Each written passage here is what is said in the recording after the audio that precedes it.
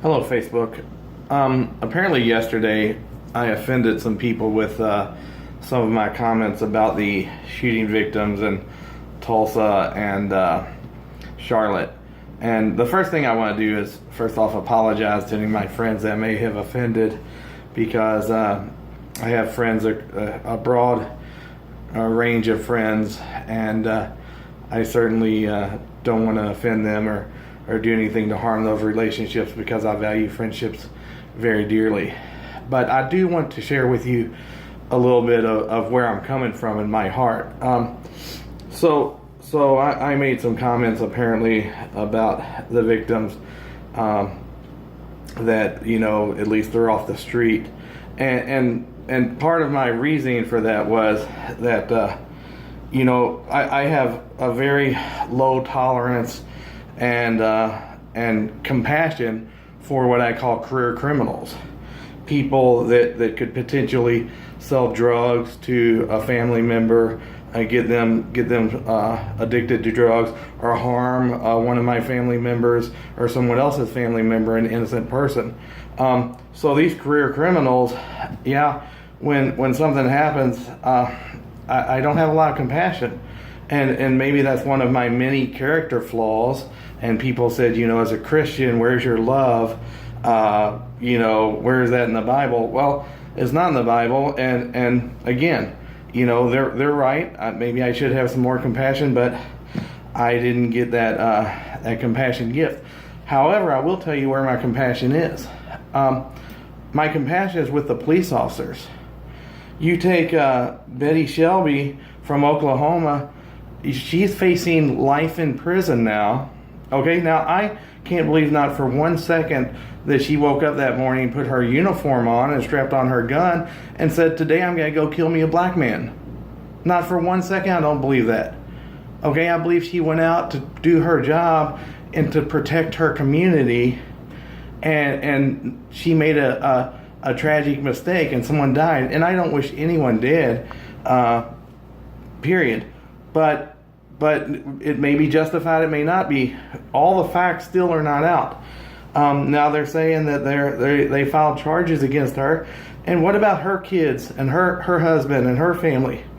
Now she may spend the rest of her life in prison for trying to do her job, not to mention the prison that she's put herself in, thinking that she killed a man and took a man's life. But you have to put yourself in her shoes just for 1 minute. So Betty Shelby, okay, that was the Tulsa shooting. Terrence Crutcher, okay, she rolled up on that car. Most likely she called in the license plate number. If the car's registered to him, then dispatch got back to her, or she put it in her computer, and it came up with 4 outstanding warrants for him.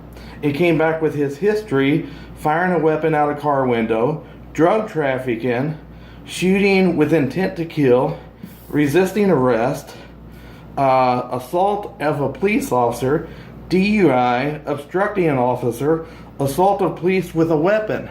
Okay, so if all this is going through her mind and she is ordering him to stop, and he continues walking toward his car, and from her view reaches into the car, what is she to think?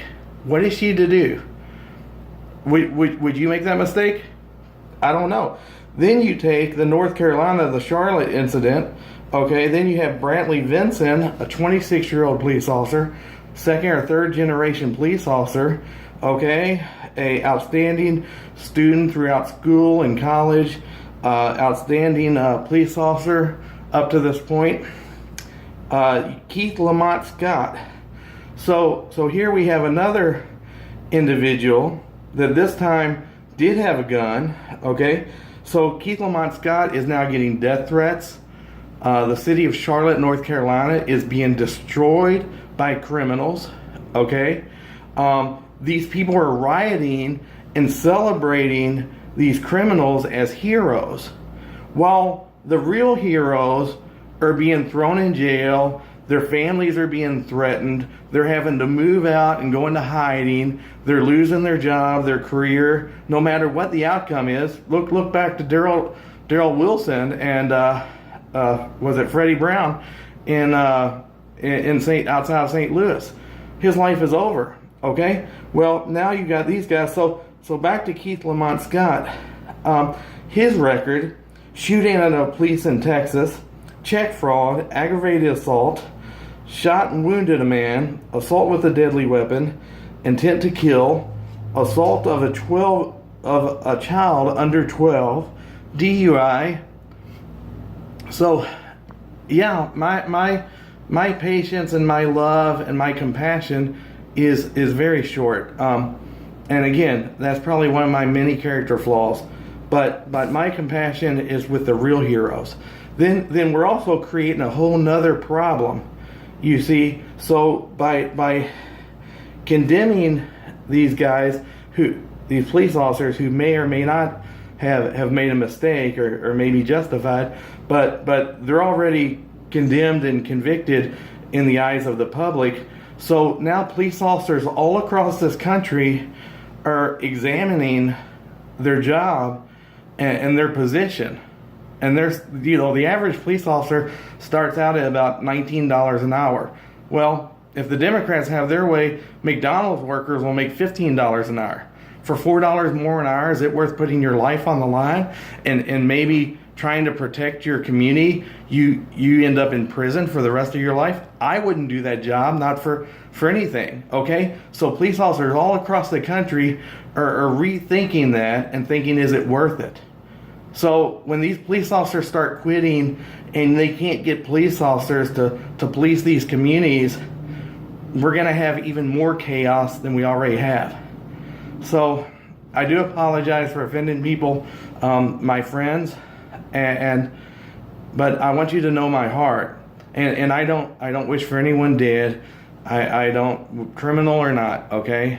I know they need Jesus, but my real compassion is with the people that are trying to protect us, who are being found guilty in the public eye of being criminals, while the real criminal with the rap sheet a mile long is being celebrated as a hero.